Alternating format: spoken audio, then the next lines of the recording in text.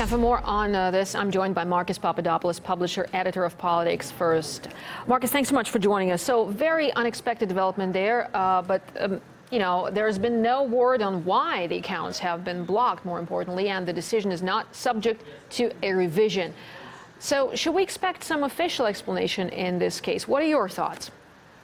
Well, I think this is a very disconcerting affair and potentially quite a depressing day for freedom of speech in Britain. And I think it is unacceptable for RT's bank in Britain to simply say to a customer who has been banking with them for 10 years that the decision to block their accounts is final and that there will be no discussion of the matter.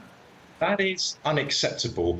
If my bank sent me a letter saying that my bank accounts have been frozen, I would expect a reason to be stipulated to me as to why my bank accounts have been frozen. So that is something that RT has every right to expect from its bank. And I sincerely hope, and I have to emphasize these are very, very early times regarding this matter, but I sincerely hope there are no political motives for this, because we know that the British government is not happy with RT in Britain. Why is the British government not happy with RT broadcasting in Britain?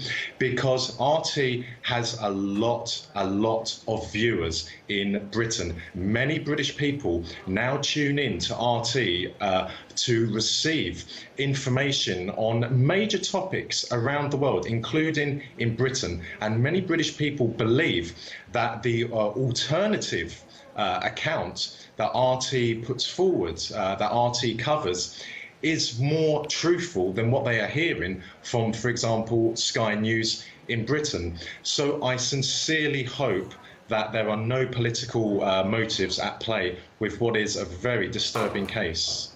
Well, certainly, as you said, RT poses some serious competition there for other news networks. But just going back to what happened today, and as you were giving us this comparison, comparing the situation with your organization whose bank account have been blocked with, say, a situation as a person, as a client of the bank, you would demand some explanation or at least some notice. In this particular case, there was no explanation and no notice. Plus, it also said that this decision is final and is not subject to revision. Quite a categoric tone there, isn't it? Yes, it is. And as I said, it is completely unacceptable for a British bank to behave like that. In fact, it's totally unacceptable for any bank in the world to behave like that to its customer. What is a bank if it doesn't have customers? It is nothing. So that is why pressure must be put on RT's bank in Britain to explain how they came to the decision to block RT's accounts in Britain, and they have to say that clearly and they have to put that in writing. And if they don't do that, well, then unfortunately people will start talking about whether there are political motives. And I think also as well, later on down the line, we should hear a response from the British government, perhaps the Foreign Office regarding this, or perhaps the Treasury regarding this, because RT has every right to broadcast in Britain. And I'm talking in theory now. If no bank in Britain will allow RT to be a customer, then that could spell the end of RT broadcasting in Britain, which would be a catastrophic event for freedom of speech in Britain in general. But also, as I said just now, many people in Britain tune in to RT for their news, for their information, for an alternative account of what is happening in the world. And if we do not hear anything from the British government later on down the road, then once again, this is completely unacceptable. And as I said, it is it will be a very, very depressing time for freedom of speech in Britain, and it should not be tolerated.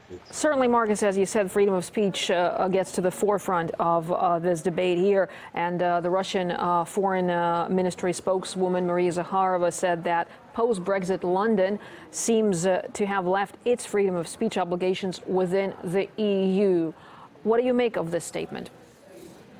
Well, we've had a lot of talk since June of Britain forging a new pathway for itself in the world, not having to comply with the Human Rights Act set by Europe.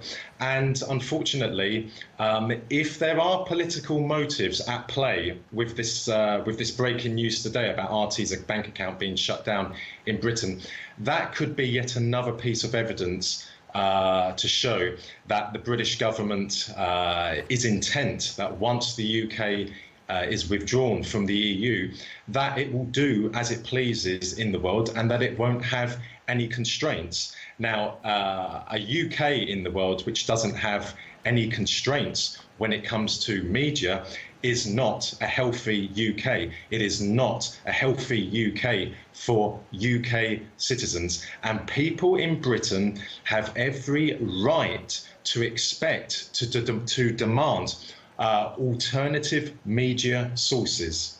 And RT fits that bill. And if people in Britain are denied that, then once again, that is yet another demonstration of how it is simply a facade when Britain projects itself to the world as a beacon of freedom, as a beacon of human rights, as a beacon of media freedom, because as we know, that is quite an untenable argument for the British government to maintain. And if RT is jeopardised in any way from broadcasting in Britain, UK citizens will suffer, and the reputation of the UK government at home and abroad will once again receive another bashing. Well, certainly, as you said, Marcus, it is very important nowadays for the viewers, for all of us, to receive diverse information from different sources. And RT, as you were saying earlier, was enjoying high numbers in popularity. But, 2 years ago, RT banners were taken down across London. So just going back to that and looking back on what happened then, I mean, does it all seem that there was a campaign against RT at some point and it's been going on for some time? What do you make of it? I mean, how do you feel being a Londoner, and what can you tell us on this regard? I would say there is a quiet yet concerted campaign to disrupt RT from broadcasting in Britain. And why is there a quiet, concerted campaign?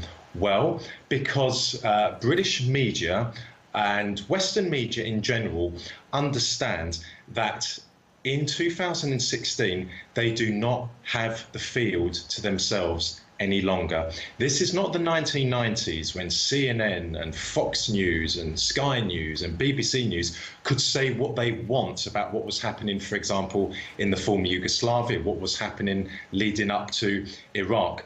And RT has been pivotal in coming onto the global stage and in providing people, not just in Britain, but as I said, across the world, with a credible and well corroborated alternative to what is happening in, for example, Syria, in Ukraine, in Libya, in the former Yugoslavia. And many people in Britain now understand, because of RT's coverage of Syria, that the people, the terrorists who the British government and the American government are supporting are the same people, ideologically speaking, who carried out the London bombings and who want to replicate London-style bombings up and down Britain. So British people are aware that British taxpayers' money is being spent on Islamist terrorists in Syria, and it is being spent by their own government. And how do they know that? They know that largely through the work and endeavour and determination of RT. And if RT is not able to broadcast in Britain anymore, then British people will suffer, and they will not know any longer about what their government is doing when it comes to Syria, when it comes to Libya, and when that comes to Ukraine. And that is a very dangerous affair, because we do not want to go back to the 1990s in Britain, when there was no alternative media. We want to have it out as it is today with RT broadcasting, and broadcasting, as I said, credible and well corroborated accounts about what is happening across the globe. Okay, well, Marcus, certainly, as you were saying earlier, and as some of our analysts and people who comment on RT were saying that the phenomenon of RT is that it has broken the Western monopoly on information and provided its viewers with an alternative source. So indeed, it's a very unexpected turn of events today in London. But just looking at what could happen and the implications of this decision.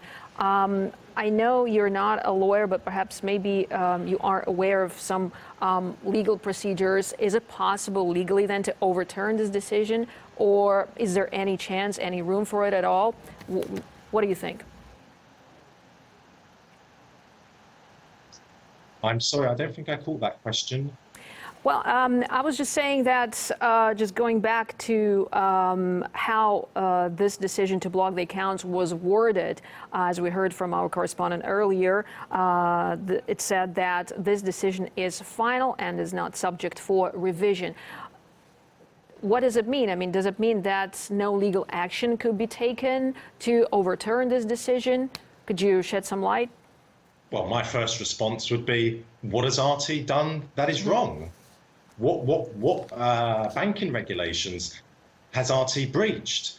If someone in Britain wakes up one morning and receives a letter from their bank saying that their account is blocked and that it is not open to discussion and that the decision is final, well, they would ask, as any right-minded human being in the world would, what have I done that is wrong?